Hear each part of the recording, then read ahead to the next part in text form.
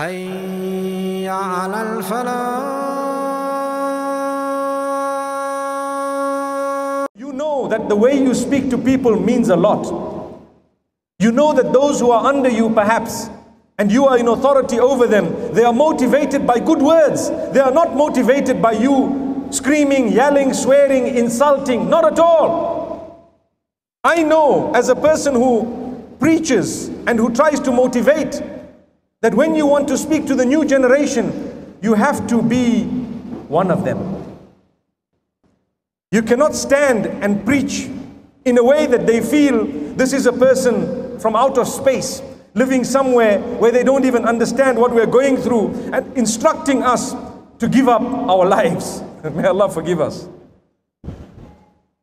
But when you understand them, when you relate, when you respect people, when a person sins, the idea is not to insult them, but it is to help them so that they stop sinning. A lot of us, someone sins, we go around the whole city, informing the whole globe that this person committed adultery. Sometimes it's not even the case. Gossip, we love it. We enjoy it. Gossip will destroy communities, societies. Why don't you say good things behind their backs? Why don't you say good things behind their backs? That is how you will build society. I remember speaking in a community where they were complaining about their mothers-in-law. Now, I hope that that is not a problem here. But you know, anywhere you go in the world, sometimes you will have a few issues here and there. People complaining about their mothers-in-law. And I said one of the solutions is to say good things behind her back about her, in a way that she gets the news from someone else that your daughter-in-law only says good things about you. What will happen? Even if she says bad things, she will be ashamed. And vice versa. Vice versa means, my beloved mothers-in-law, when you speak about your daughters-in-law, only say good things. Wow. Only say good things, and you see what will happen. Say, mashallah, she's a very, very good wife to my son. She is. My son loves her a lot, alhamdulillah. She greets me, she comes here once a year for 15 minutes, and that is a lot, mashallah. Subhanallah. Notice what I'm saying. May Allah subhanahu wa ta'ala guide us. May Allah subhanahu wa ta'ala help us. May He open our doors. The difficulties we face, my brothers and sisters, a lot of the times connected to the fact that our salah is not in order. One of our primary duties is to fulfill our prayers to Allah subhanahu wa ta'ala. He's given us our lives. What do? We didn't fulfill the salah. We felt lazy when we did it. We lived a life where when people watched us, our children or family members, they saw that whatever the Almighty had ordained was actually considered a burden upon us. We didn't want to do it. We dressed, but we didn't want to dress the way Allah subhanahu wa ta'ala wanted us to dress. We kept on revealing more and more. Wallahi, those who have revealed, let me tell you what happens to them. Those who don't want to dress according to what their maker has dictated, and I'm not just talking about Islam. This applies to the Christians and the Jews as well. They also have very strict code of dress. If they've forgotten it, it's not our fault. Like I said earlier, we dress more like the Mother Mary than the Christians themselves, with all due respect, obviously. But what I want to tell you today is, those who want to show, they become enslaved by what other people think about them. They live a life that's not happy. I know people who put makeup on their knees. I know people who wear makeup on their knees in order to hide the fact that the knee is darker than the rest of the leg, or they have stretch marks on the knee. Why? Because they want that miniskirt to look such that when people see, those legs, but you don't realize you cannot go to ruku' or sujood, you cannot touch it, and if anyone touches it, you are depressed. May Allah forgive us. I know people who wear makeup not just on their faces, but astaghfirullah, even to show a cleavage. Astaghfirullah. Is that what we are supposed to be doing? Is that goodness? Is that happiness? Be yourself. Allah has given you whatever you have. Be yourself. Learn to love yourself for who you are. Wallahi, you will be able to lead a much happier life, and you will be able to guide others towards that happiness. Be yourself. Be happy with what Allah has bestowed upon you. Wallahi. That is something very important. It is the teaching of Islam. Allah tells us, appreciate what we've given you. This is why Allah says, you have hair a certain way, be happy with it. You have a complexion a certain way, be happy with it. If you are like me and you don't have hair on your head, be happy with it, mashallah. Bald already, mashallah. And someone was calling me youth a few minutes ago, mashallah. Well, we are. Everyone feels young, don't they?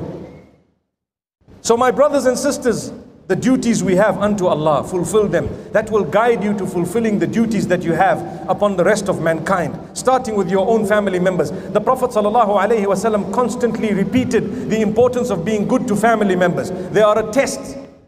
Why a test? Allah chose who your father is, who your mother is, etc. Allah chose. The Prophet, peace be upon him, speaks about kindness to women, and he says, خَيْرُكُمْ لِأَهْلِهِ. You want to know who are the best from amongst you? Who is the best from amongst you? The best from amongst you, those who are best to their wives and family members. Why? Because your wife sees you 24/7. If she can bear witness that you are an honorable man, then indeed you are honorable. And vice versa. You live with her, so she knows. But for others who only see you for a short time during the day, or a few hours, you can act. You can be nice to them as an act, but you're not a nice person. Go home, have CCTV in your home, and let those whom you work with see how you operate in your own home. They probably won't want to talk to you. But Allah has CCTV, far more sophisticated than what we know, our interpretation of CCTV. Allah is watching, Allah sees. When you enter your home, an act of worship is to smile. How many of us do that? When you enter your home, or when a family member enters the home, you smile. Subhanallah. Act of worship.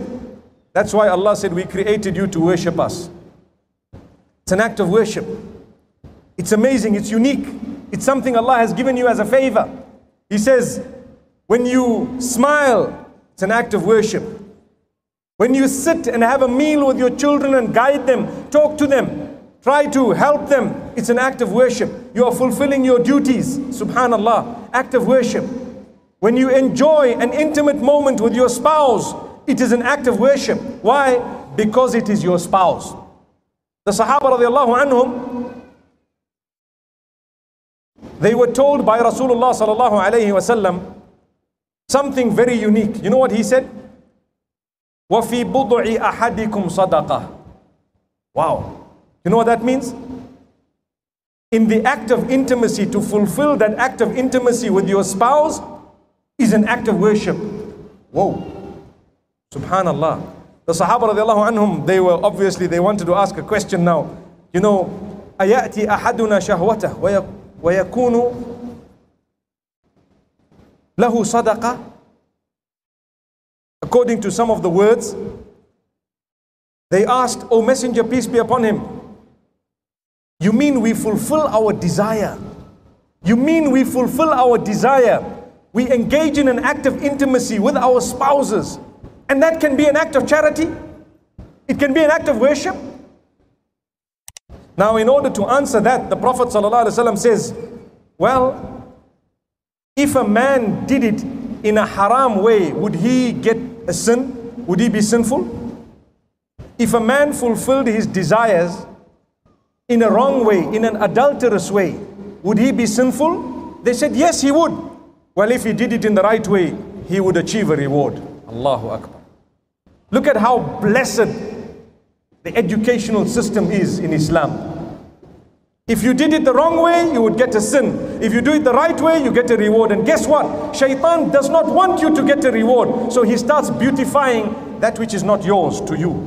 In order that you start sinning. In the same way that he makes you lazy to fulfill salah. Same way. He uses the same tricks.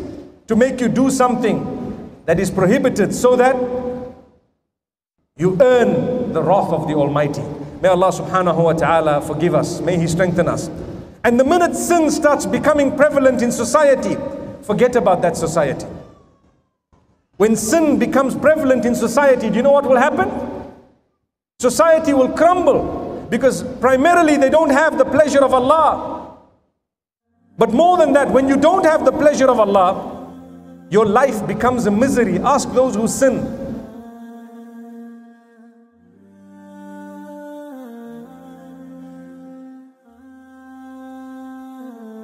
Thank you so much for listening to this short message. I pray